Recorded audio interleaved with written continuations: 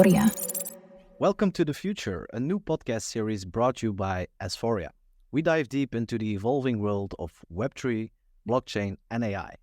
We'll explore the cutting-edge developments reshaping our digital landscape in each episode.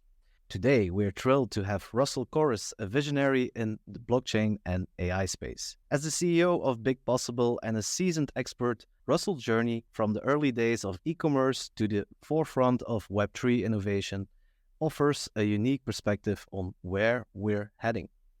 Join us as we uncover the secrets of Web3 and how it's set to revolutionize the way we interact, transact, and perceive the digital world.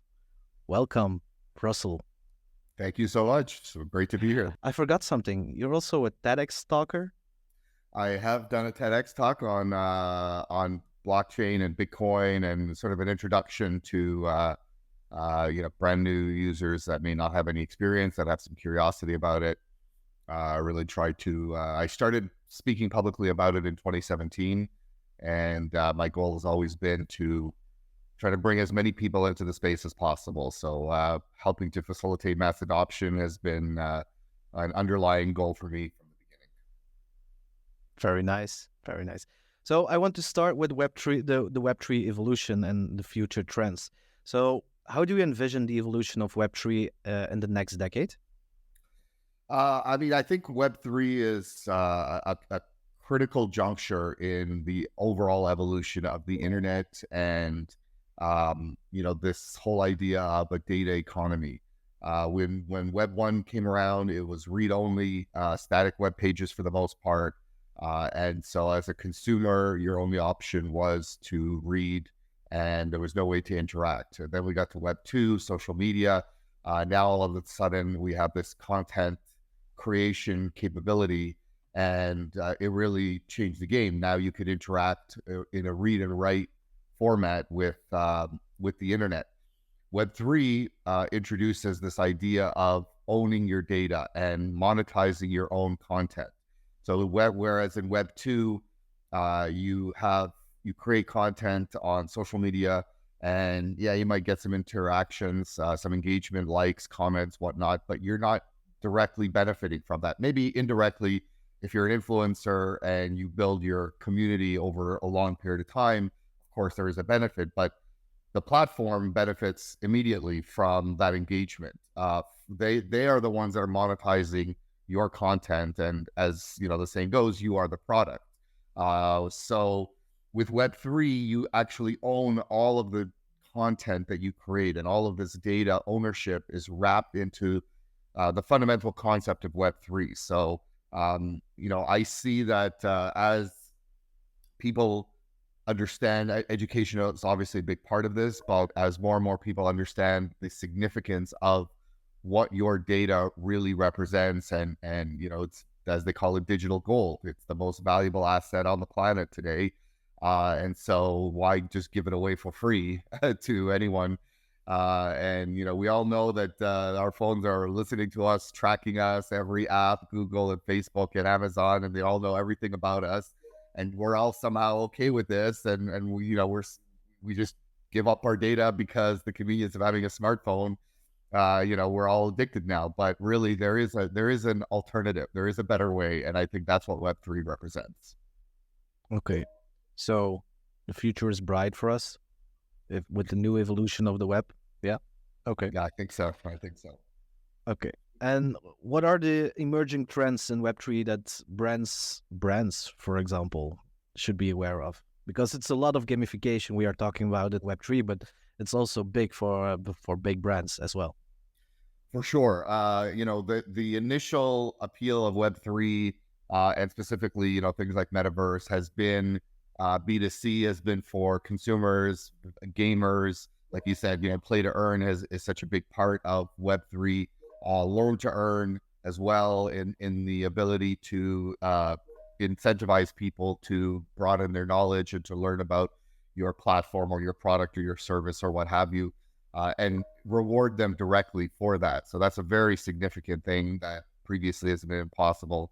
But as Web3 grows, I think you'll see a lot more B2B engagement. And, when you think about the internet, Web 1 kicked off 1995 with the birth of, Windows 95 was released, the first Netscape Navigator, and it really started to grow. But even as late as 2000, a lot of companies still didn't have a website, didn't use email, didn't really understand the long-term implications of what this paradigm shift that the internet represented really was.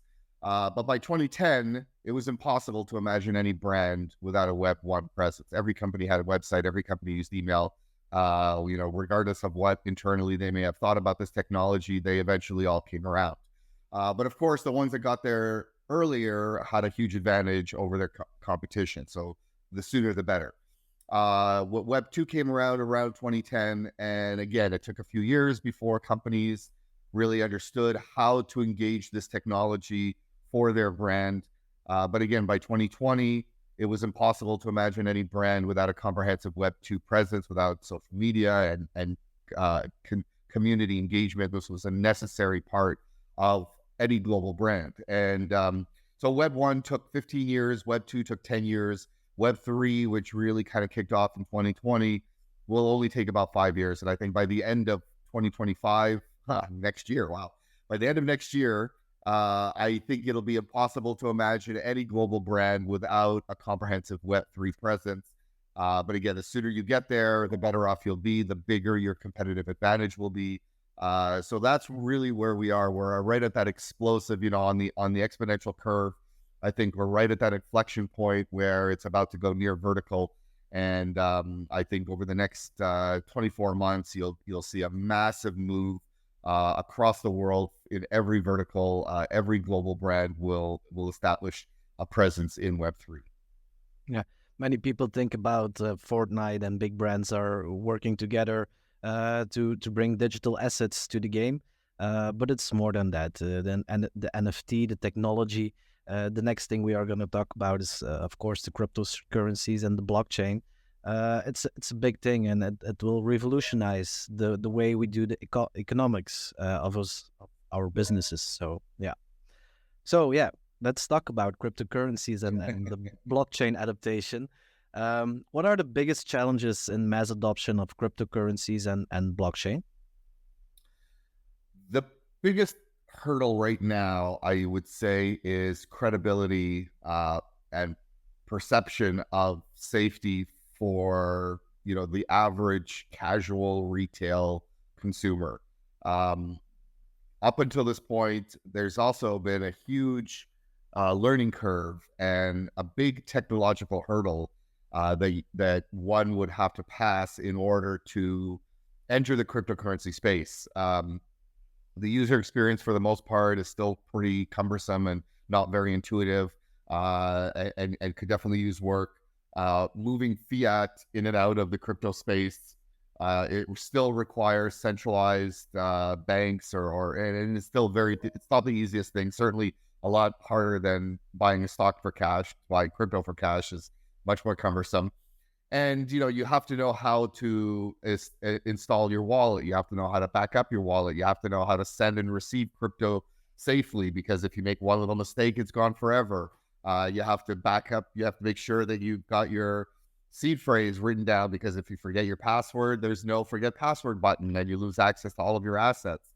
And, in the news, of course, our media loves to glorify anything negative. So every day you hear about hacks and scams and this, FTX and all these things going down and people losing all of their money. So it's really the perception of safety. And I think, there's a lot to be said. This is a whole other conversation regarding the Bitcoin ETF.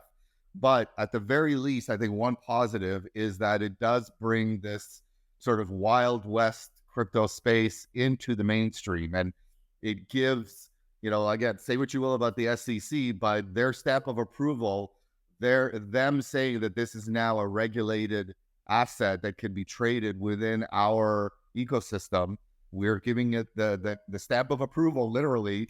That's a huge thing. And I think for average consumers, that's really what, for me, this really represents as a turning point in terms of this idea of mass adoption, because it finally gives you know, somebody that's been curious about Bitcoin, has been following it, and but just simply it doesn't feel that it's worth the risk to try to manage the asset themselves.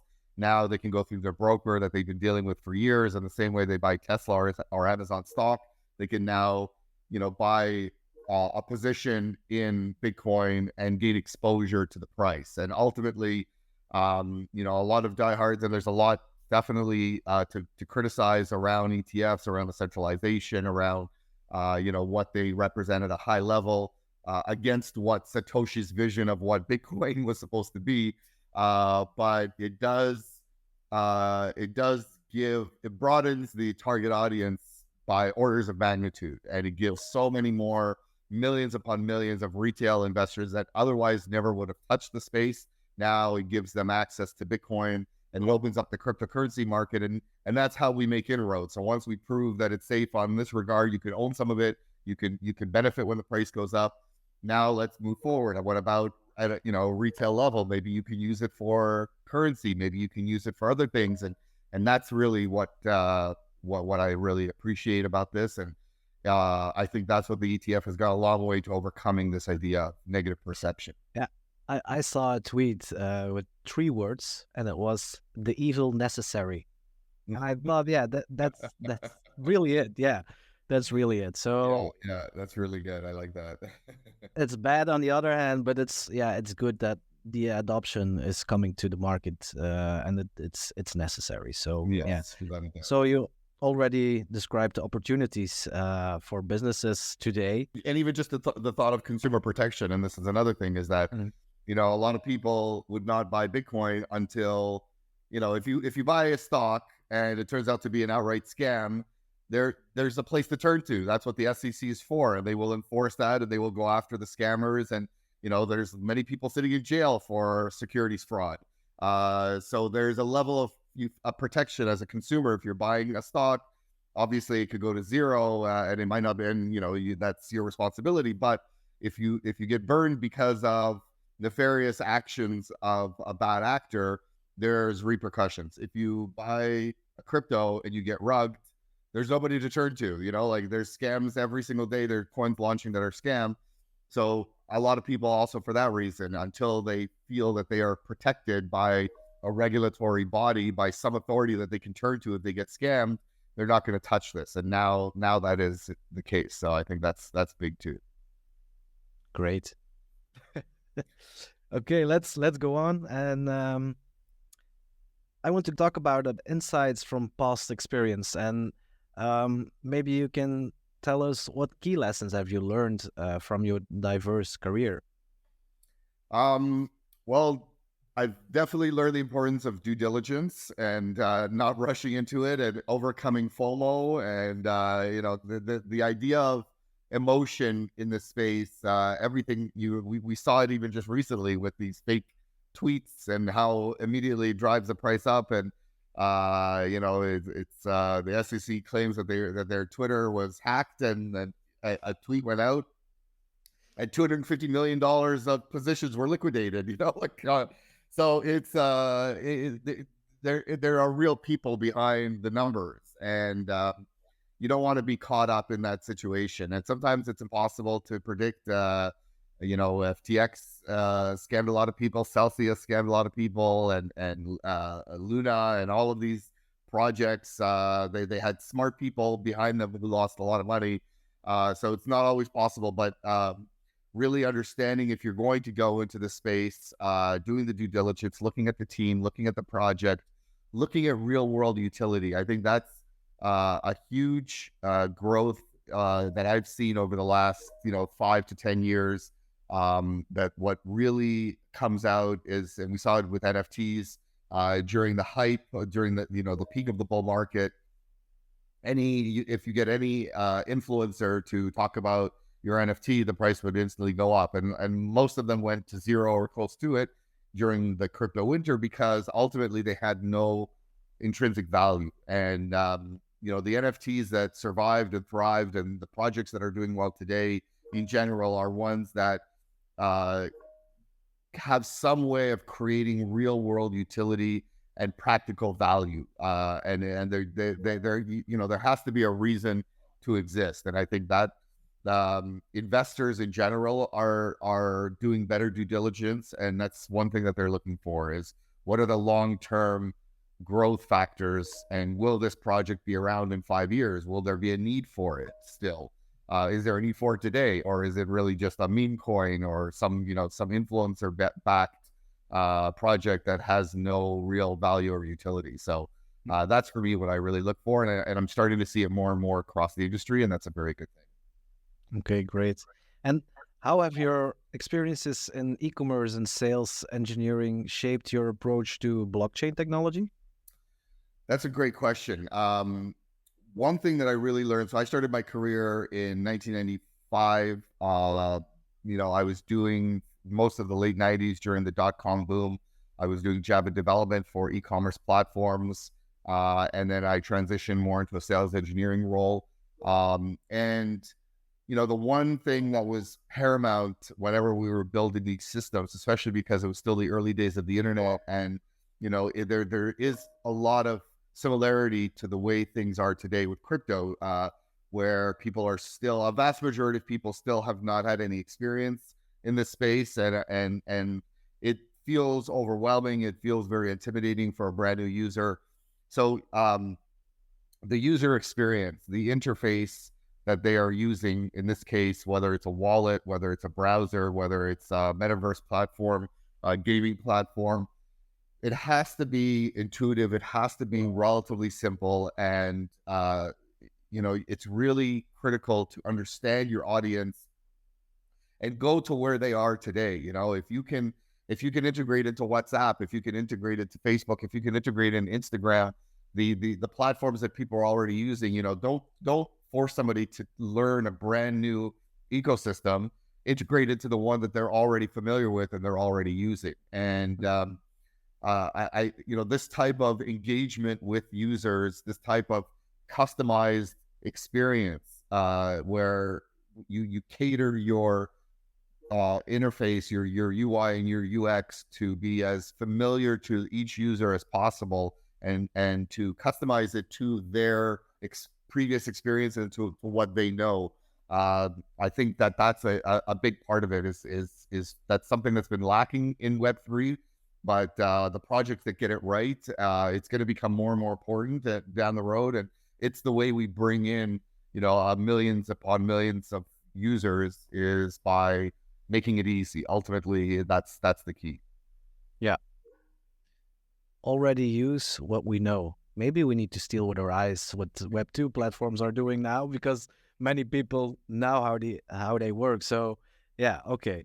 Yeah, I call it Web 2.5. This type of hybrid. Yeah, and hybrid. Yeah, nice. Okay.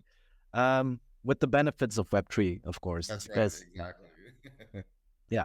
So do you have advice for brands who are entering the Web3? Like, what advice would you give if you want to enter? Because many people want to enter but are scared as well. So yes, and they, not to say that they should be, but there's certainly an understanding. It's very understandable for someone, for a global brand, to look at this new space. They just finished. They're still building out their Instagram and their Facebook and their X, Twitter, and everything else, and they're just wrapping their head around Web 2, and now all of a sudden they got to think about Web 3. So there is a lot to know, and there's a lot to overcome. I think the most important factor right now in these still relatively early days of Web3, and that's, every global brand I talk to, I encourage, dedicate a little bit of resources, find a consultant who knows what they're talking about, who understands the space, and start taking those baby steps in, because eventually you'll be here. But as I said before, the sooner the better. So I think the most important thing that a brand can look at today is finding the right partner. Obviously, we talk about Asvoria, and I think it's really ideal, because the idea is that we can take you by the hand and lead you down to the promised land, and we can make things easy, and we can you don't have to navigate this on your own. You can have a partner that works with you, that understands your vision and what you hope to accomplish with your brand long term, and tailor a customized Web3 experience for you and for your customers, and just makes that transition simple. And there are not many brands that really understand the space. Fortunately, Asvoria is definitely one of them, and probably the ideal partner for any brand who is curious about this but feels intimidated. Asvoria can really make things very simple and intuitive, and just pave the way for you. Yeah, many people who I talk to, yeah, why aren't or isn't Facebook and Netflix and platforms doing this already? And yeah, they are doing it, but they don't talk about it. It will be emerge through the years, but then you are a little bit too late, because now you have the benefits to have development teams who take you by the hand, like you said, and lead you into the space. I think many people don't know what they can do on Facebook at this point in Web 2. So maybe it's good to learn about it and to partner up with a company who's already there in that space, so they can grow. Yeah, absolutely. And this is the ideal time because it's still very early. It's anytime there's a new transformative technology that is going to change your industry. Do you want to be adopting it? Do you want to be at the front of the train leading the way, or do you want to be playing catch up and be one of the last among your competitors to finally arrive? Obviously, for many different perspectives, you want to be as early as possible. And, if you find the right partner that can make things easy for you, then there's a clear path forward. Yeah, I remember the day that that somebody asked me to produce a logo for 2 Bitcoins in 2015, and I turned it down. I was skeptic. I was like, oh, no, Bitcoin. I don't trust it. But today, yeah, I make invoices and I get paid in USDT, for example, or Solana. But how can businesses integrate blockchain today? Well, the easiest way is there are, I understand the counterparty risk with accepting Bitcoin as a retailer, because the price, you sell something for Bitcoin for 1 Bitcoin today at the USD equivalent of, let's say, 45,000, and then tomorrow it falls to 40,000. You don't want to take that loss on your balance sheet. So there are payment processors. I think that accepting Bitcoin is a great first step. And there are ways of mitigating your risk. And there are payment processors that will take Bitcoin in and immediately convert it for you into fiat. So you lock in whatever the price is at that moment. So there is no fluctuation. You can choose or stable coin. Or stable coin, exactly. Yep. So there are definitely alternatives. Retailers don't need to take on that risk if they don't want to. And as consumers, like I have a crypto.com credit card. It's beautiful. Which one? No, I have the green one. Okay. And I have no affiliation with them, but I've been using it for years. I earn CRO tokens on every purchase, and it allows me to spend my crypto instantly, that I can transfer crypto in, Bitcoin, Ethereum. There's probably 200 or 300 different coins that they support, including stable coins. And I can immediately, I go to the coffee shop and buy a cup of coffee, and it just simply sells a small portion, whatever I need in to cover the fiat cost, and it immediately converts the crypto into fiat. And I can, they always say, oh, well, you can't buy coffee, you can't use Bitcoin to buy coffee. Well, I can with this card. So, as a consumer, I think the more you surround yourself with these technologies, that will be ubiquitous soon enough, and that's the thing. Like, businesses need to get on board as quickly as possible for competitive differentiation, but consumers also can benefit greatly by understanding these technologies. And Bitcoin is blockchain is linked to AI as well. All of this stuff is coming down the pipe. Everybody, NFTs will be something that everybody uses and owns very soon. So the sooner you download a wallet, the sooner you kind of familiarize yourself with this technology, the better. All of the knowledge is out there. There's there's resources across the web, YouTube, etc. So there's really no excuse. Anybody should, take a little bit of time, half an hour a day, and just dedicate it to learning about this stuff, because it will be a part of our lives very soon. And the more you know, the better off you'll be. Yeah, maybe for all the newbies, you can tell us what an NFT is, because many people who I talk to is like, oh, that's that ugly pixelated art. So But it's a actually, long, yeah. So NFTs definitely have potentially an art component to them. They can be a graphic image, they can be a video, they can be an audio file.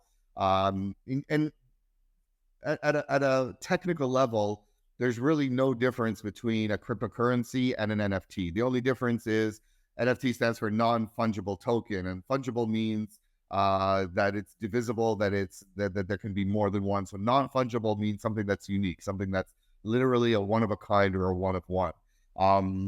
You can think of it as, imagine there was only one Bitcoin and one Ethereum and one Ripple and one Litecoin. And if every cryptocurrency was unique and had its own unique characteristics and its own unique value. And that's really the way you can think of an NFT. But an NFT is minted on the blockchain the same way that a cryptocurrency is. And it takes advantage, most importantly, is that it takes advantage of the blockchain's immutability and transparency. So what makes blockchain special, all blockchains, are the fact that when data is written to the blockchain, it can never be altered or deleted. So with absolute certainty, even 100 years from now, if you look at that data, with absolute certainty that you can rely on the validity of that data, that the way that it was originally written is the way that it is currently displayed. And it's also transparent, so it's visible to anyone at any time. And that's really what creates this trustless environment that allows us, this peer-to-peer, when you think about it, like you can send Bitcoin to a complete stranger over the internet halfway around the world, and you do it directly, peer-to-peer. There's no PayPal, there's no Western Union, there's no bank in the middle of the process to validate that transaction. It's like literally putting cash in an envelope and mailing it to somebody and then just hoping that they're honest. But in this case, you don't have to hope that they're honest, because lying is impossible. You cannot say, oh, I sent it, but really you didn't. The other party can't say, oh, I never got it, but really they did, because both of you can go onto the blockchain and view the confirmed transaction for yourselves.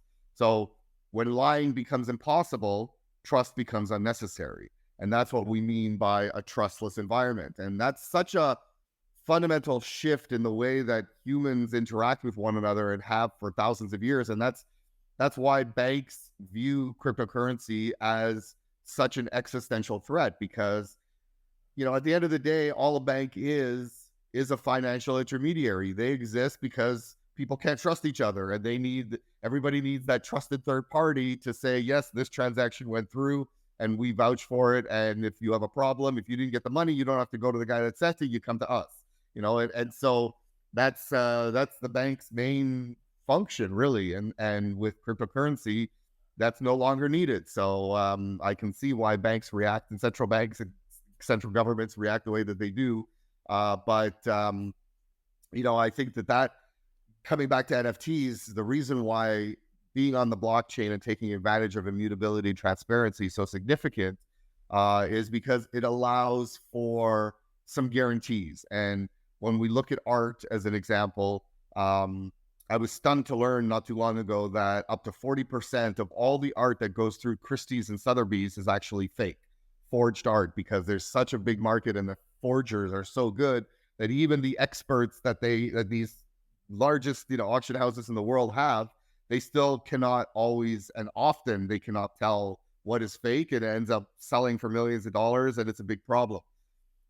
With an NFT, you cannot fake an NFT the same way you can't fake a Bitcoin. Again, everyone can go onto the blockchain and see, you can create a duplicate, but within 10 seconds of somebody going and viewing the data on the blockchain, they will see when it was minted, who minted it, and all of the history of it. And so, one of the things I like to do in the projects that I've done in the art world is I've taken physical art and I've embedded an NFC chip within the frame. And that NFC chip is tied to an NFT, and that NFT acts as an immutable certificate of authenticity. So you can scan with your phone the frame of the artwork, and it pops up the NFT, and now you have guaranteed authenticity, you have guaranteed scarcity, and you even have guaranteed ownership, because you can see on the blockchain every time that token was transferred, you can see from which wallet to which wallet. So somebody can go in and steal the physical artwork, of course, in a robbery. But if they try to move that NFT, it will be impossible. It'll be tracked, and you can send the bot to view that wallet. And the second that NFT goes out, it's alerted, and you know where it's gone to. So, I love this idea of giving physical objects, especially, and whether it's Nike sneakers, whether it's Louis Vuitton bags, whether, counterfeiting is a massive problem around the world. Using NFT technology, you can actually eliminate or make it much, much more difficult to pass off fake goods. Yeah. Yeah. And you're also an advisor for Asvoria. So maybe you can talk about the vision of Asvoria and how Asvoria can help businesses and artists as well. Well, obviously, we've gotten to spend some time with 𝗧𝗶𝗺𝗀𝘀, who's a sublime artist, just incredibly talented. He's been, what I like to say is that he's been doing NFTs since before there existed a blockchain to put them on. He was doing digital art in the 90s, and this idea of layering photographs and physical art and oil and body painting and putting it all together. I mean, it's such a unique art style. He's one of my favorite artists in the world, and he's our artist in residence. And what we've built for him in terms of a gallery is really incredible. I mean, it would take $1 billion to build something like that, probably in the real world. And that's really the idea: is if you are a creative, if you're an artist, if you're a global brand, you want to be able to display your brand and allow access to it from anyone in the world with an internet connection. Obviously, physical stores are amazing, and New York and Paris and LA, there's some really iconic physical retail structures and art museums and things like that. But in terms of accessibility, obviously you've got to physically go in person in order to appreciate all these things. But if you have a way as a global brand, if you've got a following around the world, and you have people from all different countries and all different parts of the world, and you can give them a space that they can experience, this technology is improving at such a fast rate. I know people right now, we talk about the metaverse, and they may scoff because they see these cartoon images running around on, what Zuckerberg has done and what he showed off. And that's really such a, it's like the internet with a 14.4 dial-up modem. It was not indicative of what this technology, where it was going to go over the next 20 years. And with Web3, the interactive ability is going to become so seamless, and the realism is going to become such that we will eventually have full immersion bodysuits and this type of VR experience, and it'll be indistinguishable from real life. And the experience you have with virtual reality is insane. And if brands can bring this together in their world and what they want to bring to their audience. So maybe for kids, it's like gamification, but for elderly people, it can be a webinar, for example, but then with experience and seeing things flying above you, like, how is this possible? So, yeah, and then it will become mixed reality as well. So it will emerge with your surroundings. So, yeah, that I can't wait. Yeah. I think that's that. I'm glad that you mentioned that, this idea of mixed reality, augmented reality. Pokemon Go showed us a brief glimpse of at a rudimentary level what this, and the obsession that people had with it. To this day, there's still millions of people who play it to this day. The idea of walking around the real world and having additional information being fed to you, whether it's in a gaming standpoint, whether it's a learning standpoint, retail, consumer commerce, business, there's just so many use cases for it that it is an exciting time that we live in, for sure. Yeah, and one thing that we with Asvoria also embrace is the role of AI, and that's also your field of experience. today. So, in your opinion, what role does AI play in enhancing user experience in Web3? I mean, there's such a we're just barely kind of trying to understand the implications of AI within Web3, and the use cases will stretch out for years because there's just so much integration there. And at the very least, obviously with Asvoria, our the most obvious example of our commitment to AI is in our use of avatars, and this idea that a brand can tailor their avatar to reflect, their messaging, their values, their voice. They can create customized experiences. They can deploy their avatar on their own website. They can give customers support after the sale. It really extends the reach and maximizes the value of their brand. And AI avatars can, you don't need, you can deploy 1 million of them, 10 million, as many as you need, all, and they can each help anybody in real time. So it gives you the capability of doing something that would be impossible with any other sort of help or desk or support environment. And that we sit and we talk every day about how can AI further enhance the Asvoria ecosystem, and that's a huge focus going forward as the ecosystem gets released. Every new aspect of the platform will integrate AI, and we built the platform on a foundation of AI. So every new AI advancement can be seamlessly integrated into Asvoria, and that's a huge part of what differentiates us with the rest of the market. Maybe I can give a small example. My roots are creative marketeer. So if I train my avatar with everything about marketing and how I create art, or how do you say it, images that connect with people, this year Google will come with multilingual AI. So maybe if people do like a small sketch, this is what I want, my avatar will create the image they need for their marketing campaign. So it's amazing. I don't need to work anymore if I nail this training of this AI. So yeah, it's amazing time to be alive, and an amazing time to be part of Asvoria as well, because I'm at the forefront now, and I love it. I love it. Yeah. It is. It's always nice to be on the cutting edge of technology and seeing things that the average consumer won't maybe not see for 12 to 24 months, and understanding how our world is going to change because of these technologies. And it really is, again, this idea of the human mind has difficulty grasping the implications of an exponential curve. Our brains were more geared towards slow evolutionary change. We still mostly have caveman brains. And so to see that exponential curve, to understand that, over the last 30 years, and if you think about even from 1994 to today, 1994, there was no social media, there were no smartphones, there wasn't even really internet yet. And so you think of the incredible technological progress over the last 30 years. And on the exponential curve, it's only been a very slow movement. All of a sudden now it's going to go vertical. And over the next 3 years, we may have more advancement than we've had over the last 30.